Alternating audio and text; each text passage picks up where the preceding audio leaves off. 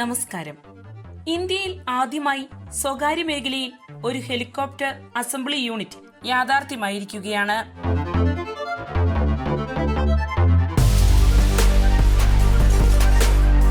കർണാടകയിലെ കോലാറിലാണ് ഈ പുതുപദ്ധതി ആരംഭിക്കുന്നത്.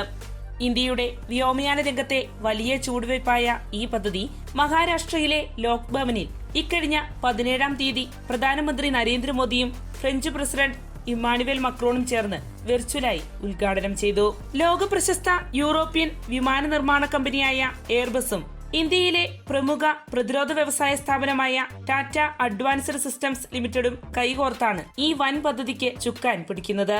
ഈ യൂണിറ്റിൽ നിന്നും 2027 ആദ്യ made in India H125 helicopter പുറത്തിറക്കാനാകുമെന്നാണ് പ്രതീക്ഷിക്കുന്നത്.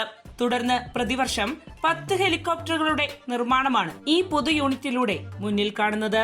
വരുന്ന 20 വർഷങ്ങൾക്കുള്ളിൽ 500 H125 ഹെലികോപ്റ്ററുകൾ നിർമ്മിക്കാനാണ് ലക്ഷ്യമിട്ടിരിക്കുന്നത്. ഹെലികോപ്റ്റർ അസംബ്ലി യൂണിറ്റിനോട് ചേർന്ന് മെയിന്റനൻസ്, റിപ്പയർ, ഓവർഹോൾ സൗകര്യങ്ങളും സ്ഥാപിക്കപ്പെടും.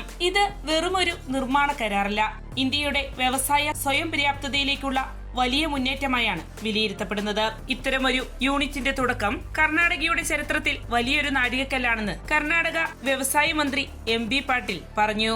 വ്യവസായ മന്ത്രിയായി അധികാരമേറ്റ ഉടൻ തന്നെ പദ്ധതിക്കായി 17 ഏക്കർ സ്ഥലം അനുവദിച്ചു. 1.5 വർഷത്തിനുള്ളിൽ യൂണിറ്റിനുള്ള സൗകര്യം പൂർത്തിയാക്കി ഉദ്ഘാടനം ചെയ്യാനായതിൽ അഭിമാനമുണ്ട്, അദ്ദേഹം പറഞ്ഞു. ഫ്രാൻസ്, US, ബ്രസീൽ എന്നീ രാജ്യങ്ങൾക്ക് ശേഷം ലോകത്തിലെ 4ാമത്തെ H125 ഹെലികോപ്റ്റർ നിർമ്മാണവും ഫൈനൽ അസംബ്ലി ലൈൻ സൗകര്യവും സാധ്യമാകുന്ന ഇടമായി അങ്ങനെ കർണാടക മാറിയിരിക്കുകയാണ്.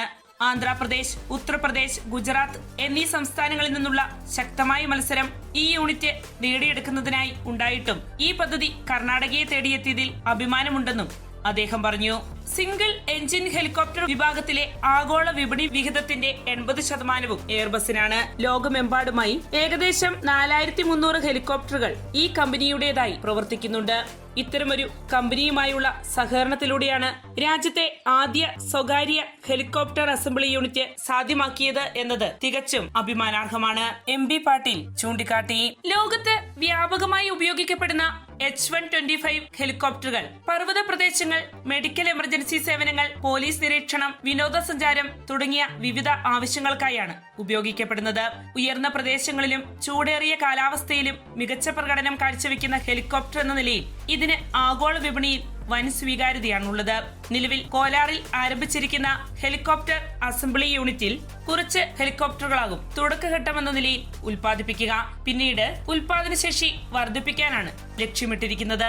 ഈ പദ്ധതി കേന്ദ്ര സർക്കാരിന്റെ മേക്ക് ഇൻ ഇന്ത്യ പദ്ധതിക്ക് വലിയ പിന്തുണയായി മാറുകയാണ്. വിദേശ കമ്പനികളുമായുള്ള സഹകരണത്താൽ ഇന്ത്യയിൽ നിർമ്മാണ യൂണിറ്റുകൾ സ്ഥാപിച്ച് ആഭ്യന്തര ഉൽപാദനം വർദ്ധിപ്പിക്കുക എന്ന മഹത്തായ ലക്ഷ്യമാണ് ഇതിലൂടെ യാഥാർത്ഥ്യമായിരിക്കുന്നത്. ഹെലികോപ്റ്ററുകൾ ഇന്ത്യയിൽ തന്നെ നിർമ്മിക്കുന്നത് വിദേശ ആശ്രയം കുറയ്ക്കുന്നതിനും സാങ്കേതിക പരിജ്ഞാനം രാജ്യത്തിനുള്ളിൽ തന്നെ വളർത്തുന്നതിനും ഗുണം ചെയ്യും. ഭാവിയിൽ ഇന്ത്യയിൽ നിർമ്മിച്ച ഹെലികോപ്റ്ററുകൾ അന്തർദേശീയ വിപണികളിലേക്ക് കയറ്റുമതി ചെയ്യാനുള്ള സാധ്യതയും ഇതിലൂടെ തുറക്കപ്പെടുകയാണ്.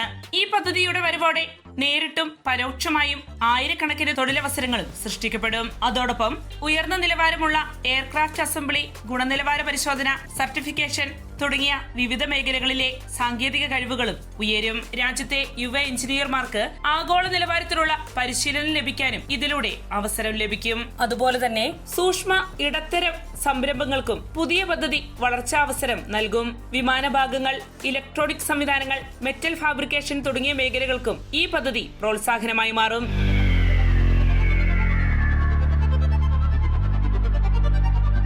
വാർത്തയുടെ നിറം തേടി തനി നിറം.